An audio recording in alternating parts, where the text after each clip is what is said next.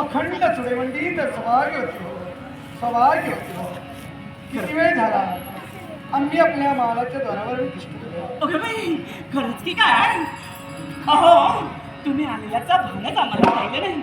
आम्ही फक्त मार्ग प्रतीक्षेत होतो, केव्हा एकदा आमचे सोने येतील आणि या अधीर झालेल्या मनाचे सांत्वन करतील आणि म्हणाल, पहा तरी स्वामी,